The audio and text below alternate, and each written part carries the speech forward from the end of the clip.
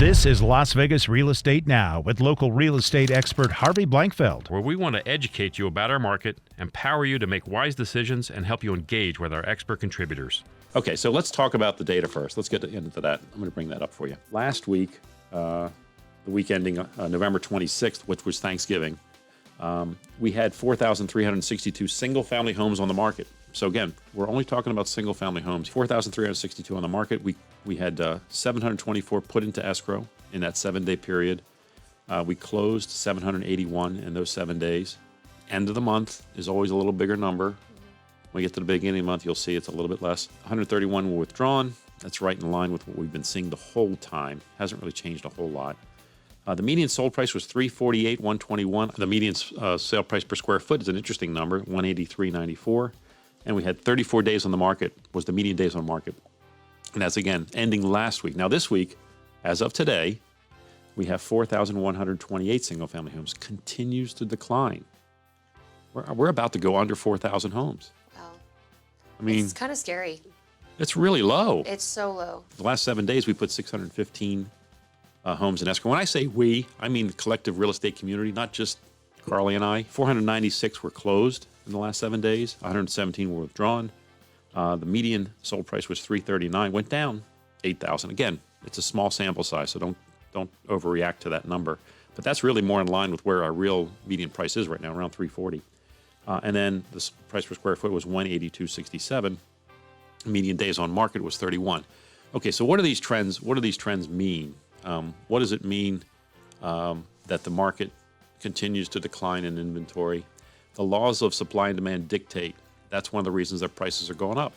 Demand is still there. Why is demand still there in the midst of a pandemic? Because people need somewhere to live. They need somewhere to live. And you know, I've said this before. You've heard me say this in the last few months. A lot of people don't like where they're living right now because they're spending a lot of time at home. It's either too big, it's too small, it's not close enough to their friends and family, whatever that is. They've come to the realization that the home isn't quite right and they want to make a change. And interest rates are crazy low. And I'm going to pull this article up now. I want to share this with you guys. And it's titled, you can see this on the screen now, Las Vegas housing market streak makes no sense, quote unquote. Are we in a bubble? Okay, so and this is written by Eli Siegel. In this article, they have a couple of examples of people who've been looking for homes and had a hard time finding them, sellers who were able to sell and sold really quick. But I want to get down to the bottom of this here. The first chart. It says fast sales. Las Vegas houses are selling quickly despite the coronavirus pandemic's devastating effect on the economy. And what it's showing is that 60% of the homes on the market are selling within 30 days. 60% of the available homes are selling within 30 days. That's a lot. That's a good number. And then it makes no sense. And so they actually interviewed a few people. Analysts and agents all point out key difference between today's market and the doomed craze of the past. It's really important to understand, while the economy was strong when the bubble burst, Las Vegas was ground zero for the Great Recession. We were the fastest growing city in the country at the worst possible time. Correct. That's what happened to Vegas. We were growing at a crazy rate, and then the housing market crashed. And we had more people buy houses in those years just ahead of the crash than any other city. That's why we were so dramatically impacted. But they point out that the current unemployment rate is it's nearly 15% in September. And then they interviewed Christina Kova-Simmons, who's an agent with our company. And the quote is, "It makes no sense." And that's what Christina said.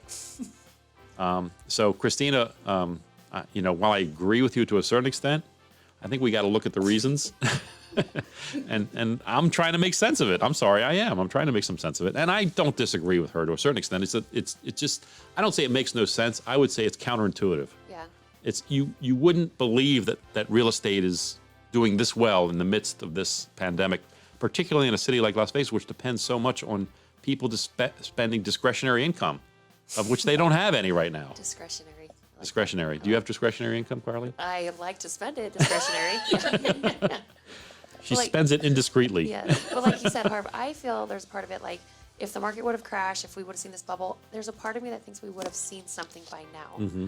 We went into this, hard in March, and here it is the end of the year, and everybody, thought, so, yes, people have gotten laid off, yes, it's been bad, but I think we would have seen some fluctuation in the market, like prices dip down, but we have not. Yep, I think that's a great point. Yes. The median prices broken records. We've broken records the last 5 months in a row. Yep. We're up to nearly 340, or at 340 right now in terms of median sales price. But it's important to look at this article. And one of the things in here, I really liked what they said.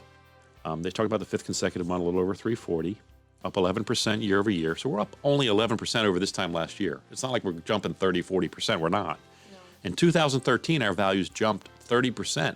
They interviewed Frank Nothaft. I always have a hard time with his name, but he's the chief economist with Housing Tracker CoreLogic. And he talked about it, and he said that there's dramatic differences. One of the big differences is the way people borrow money now versus then. Then, if you could fog a mirror, you could get a mortgage. All you had to do was basically sign a piece of paper and they'd give you as much money as you want to buy as many houses as you like. That's clearly not the case today. People are vetted thoroughly. They're invested in the homes. They do not want to lose their life savings. Yeah. So it's not going to be people walking away. But here's the most important thing I saw in this article right here. In Southern Nevada, the median sales price of single-family homes topped out during the bubble days at $315 in mid-2006. Here's the important point, though. Adjusted for inflation, that's more than $400,000 in today's market. Remember, you're talking 14 years ago. It also took us 14 years to get back to that actual number, where other markets have long since passed it. Right. LA, Texas, Florida, all of California for that matter, Texas, Florida, some other states, they've all long since passed it. Matter of fact, most markets have. We're lagging behind the country because we were ground zero.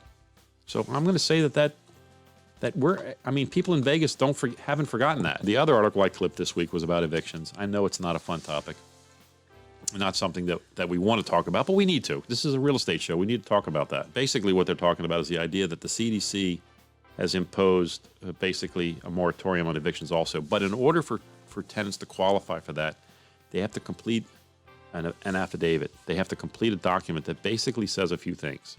Okay, so if you're a tenant and you're under threat of eviction, there's a few things you can do. If you sign this document, this declaration form, and you meet the following criteria. First, that you've made your best efforts to seek all assistance. Secondly, that you've earned no more than $99,000, or if there's two of you, $198,000. They're just trying to make sure that people who have wealth aren't taking advantage of this as well. And a lot of people don't make anywhere near. We don't make that kind of money. And you're unable to pay your rent because of a layoff, reduced wages, or work hours, or substantial loss of household income. Extraordinary out-of-pocket medical expenses. Any one of those reasons would be adequate enough for you to be able to sign this declaration form, and then you cannot be evicted. You're protected. Okay? So it goes on to say, however, I think it's important you know this, that your landlord's under no obligation to tell you this. In other words, if they try to evict you and you're unaware you have this option, you're going to get evicted. You need to know that you need to get this document off the internet, and you can go to CDC and pull down this document, this declaration form, and complete it, and then you are protected.